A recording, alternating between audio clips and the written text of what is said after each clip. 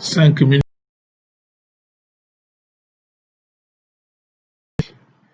13 juillet 2020 n'est pas digne de moi. En ce temps-là, Jésus disait à ses apôtres, ne pensez pas que je sois venu apporter la paix sur la terre. Je ne suis pas venu apporter la paix, mais le glaive. Oui, je suis venu séparer l'homme de son père, la fille de sa mère, la belle-mère de sa belle-fille.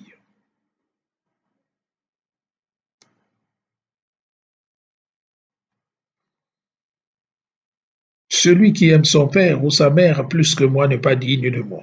Celui qui aime son fils ou sa fille plus que moi n'est pas digne de moi. Celui qui ne prend pas sa croix et ne me suit pas n'est pas digne de moi. Bien-aimés dans le Seigneur, shalom. La vie à laquelle nous sommes appelés ou destinés nous impose des sacrifices et des renoncements nécessaires. Ce sont donc des choix judicieux, des choix justes et vrais qu'il faut s'imposer pour prétendre ressembler à Christ Seigneur. C'est pourquoi, par la bouche du prophète Isaïe, Dieu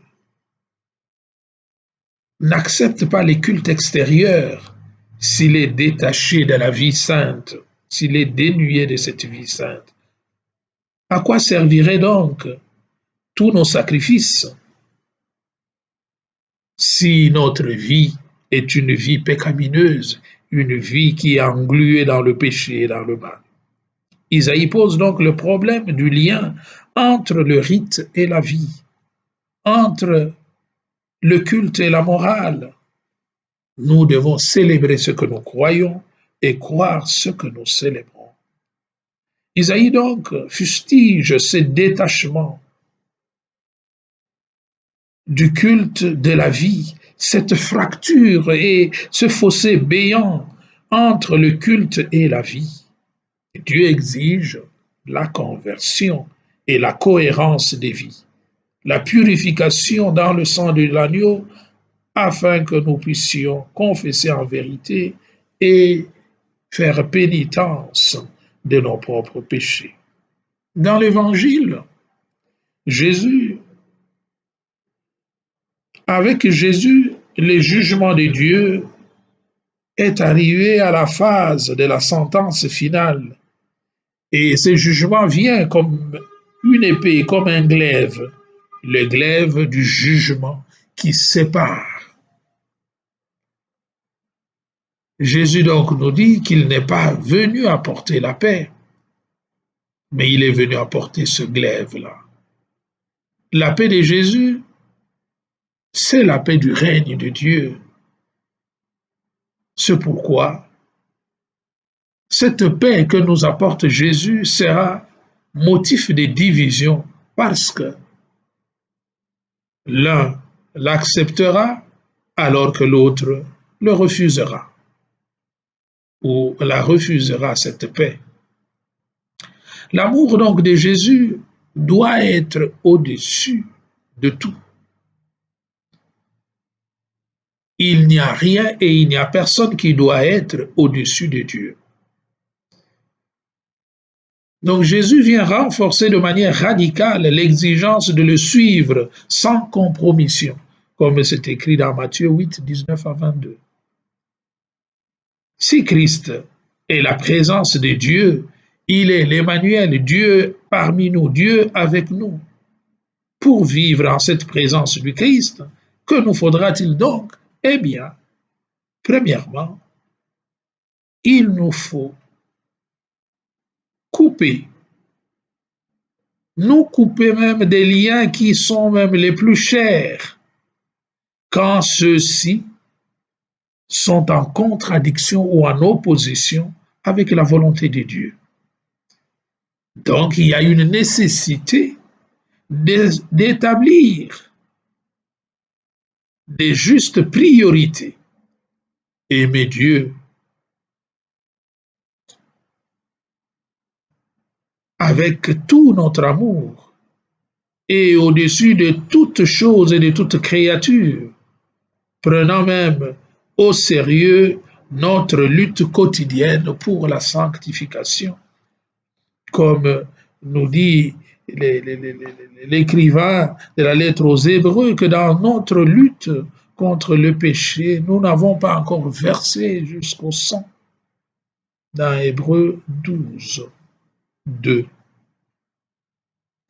Alors, suivre Jésus implique donc renoncement au mal, à l'égoïsme et choisir le bien, choisir la vérité, choisir la justice, même si cela demande des sacrifices et des renoncements à nos propres intérêts.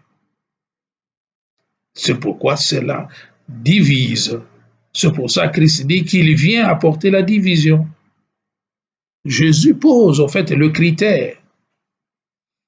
Il s'agit de faire un choix radieux, judicieux, ou vivre pour soi-même, ou vivre pour Dieu et pour les autres. Il s'agit pour nous de faire le choix ou de nous servir nous-mêmes ou de servir Dieu et les autres. Il s'agit en d'autres termes ou d'obéir à nous-mêmes, à nos penchants mauvais, à notre égoïsme, à notre moi, ou plutôt obéir à Dieu.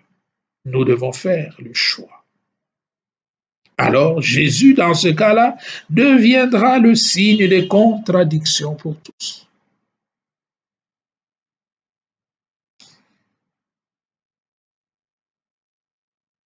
La mesure de toute chose, et c'est Dieu qui s'est rendu présent donc en Jésus. Et ici, c'est la réaffirmation avec force du premier commandement, que tu n'auras pas d'autre Dieu devant ma face, que tu n'adoreras pas de tous ces dieux étrangers. Et cela nous amène donc à comprendre que la ressemblance à Christ, c'est chercher à devenir digne de lui. Et qui est digne de lui? C'est celui qui est envoyé comme lui gratuitement et dans la pauvreté. Matthieu 10, 1 à 5. C'est celui qui devient comme un agneau au milieu de loups. Les versets 16 à 25, toujours du même chapitre 10 de Matthieu. Et qui est semblable à lui? C'est celui qui finalement met toute sa confiance dans le Père. Il ne se soucie de rien d'autre parce qu'il croit en l'amour du Père qui l'accompagnera toujours. Versets 26 à 31. Et qui est digne de lui? C'est celui qui pourra le reconnaître devant les hommes, celui qui ne le reniera jamais devant les hommes. Il sera là pour glorifier le Fils et le Père au travers des hommes. Versets 32 à 33. Donc, Jésus nous demande de devenir ses continuateurs, les continuateurs de sa mission. C'est pour ça que l'Église est appelée le Christ continué. Le Christ se doit de vivre au travers de nous, à travers nous, c'est lui qui doit être glorifié. En agissant ainsi, nous deviendrons dignes de lui et nous pourrons avoir en partage la vie que le Père lui a assignée. Seigneur Jésus, toi qui nous aimes d'un amour plus grand que celui de notre Père ou de notre Mère, fais que nous t'aimions aussi au-dessus de toutes choses et donne-nous de savoir puiser à la source de ton amour pour être capable de désaltérer ceux qui cherchent auprès de nous un encouragement et une aide. Amen. Ô toi Notre-Dame, Jette ton regard de compassion sur nous qui recourons à toi, Seigneur Jésus. Jette ton regard de compassion sur nous qui recourons à toi. Que le Seigneur vous bénisse, le Père, le Fils et le Saint-Esprit.